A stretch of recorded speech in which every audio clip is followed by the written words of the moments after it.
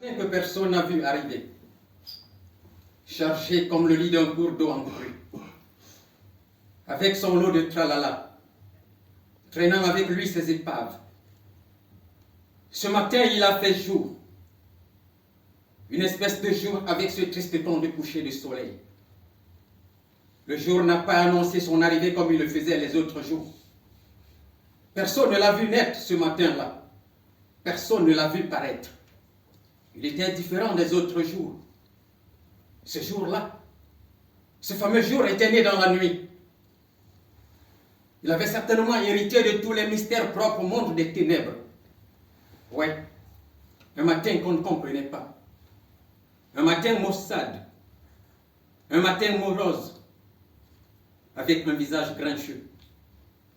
Un visage renfrogné. Un visage tuméfié. Une mauvaise haleine. Un matin avec une gueule de bois et de la châssis pleine sur le visage.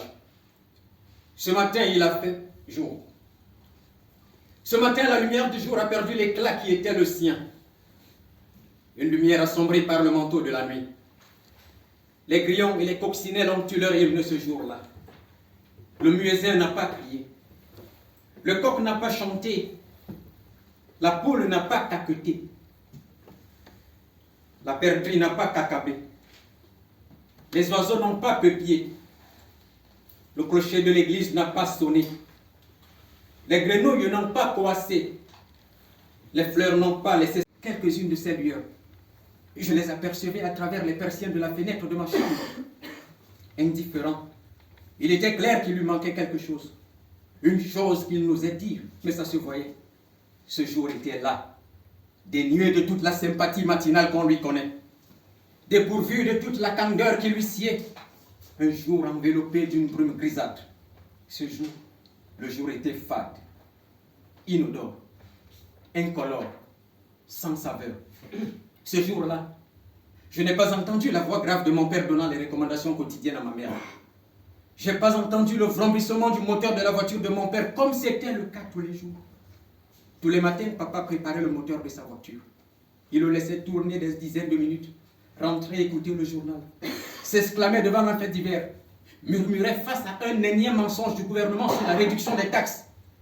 Pour dire vrai, je ne comprenais pas ce qu'il voulait dire par taxe. Mais je l'entendais toujours en parler quand il évoquait ces marchandises. Papa était très intéressé par tout ce qui était taxe. Un grand importateur. Il disait toujours qu'il voulait que les taxes soient revues à la baisse. Le gouvernement au journal affirmait que ce serait le cas. Sur le terrain, c'était tout autre chose. Les douaniers faisaient la loi. La preuve se lisait sur leur gros ventre. Leur gros ventre proéminent comme des immeubles qui ne cessaient de pousser à force d'obésité. Papa était presque toujours mécontent après avoir écouté le journal. Je le savais parce qu'à chaque fois le journal terminé, il marmonnait toujours entre ses dents n'importe quoi ce pays. Il finissait toujours en disant un pays de merde. Ensuite, il mimait une chanson. Il disait quelque chose à ma mère. Je les entendais rire. Un loup ne ferait pas ça à un mouton. J'aperçois la tête de Ashley, la tête de ma soeur, mon innocente petite soeur, 6 mois seulement. J'aperçois sa tête séparée de son corps, baignant dans un ruisseau de sang. Qu'a-t-elle fait? Qu'a-t-elle fait? Qu'a-t-elle fait pour mériter ça? Décapiter un bébé de 6 mois. Quel crime a-t-elle commis? Mes parents ont subi le même sort. Leur corps gisse tout à côté, sectionnés comme de gigots de moutons. Je vomis de la pile à n'en plus finir. Je crie à l'aide, à l'aide, à l'aide. Personne alentour. J'appelle John. Le silence me répond. Je vais chercher du secours, m'appuyant sur ma canne. Rien en vue à l'extérieur, tout est calme. Tout à l'air d'une ville fantôme. J'aperçois un épais nuage de fumée. Il plane au-dessus de toutes les toitures. Une odeur de viande grillée se dégage de partout, de toutes les maisons. Elles ont été incendiées. Ces odeurs de viande ne sont rien d'autre que de rôtis de chair humaine.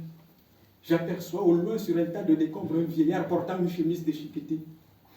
Je vais dans sa direction, déshydraté, affaibli, amoindri par le trop plein de larmes qu'il a coulées. Je m'approche plus près de lui. Il me regarde, un regard livide.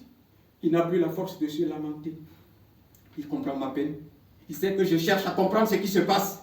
Il marmonne de petits mots en me regardant, comme pour me dire quelque chose. Red Dragon. Red Dragon. These are red dragons.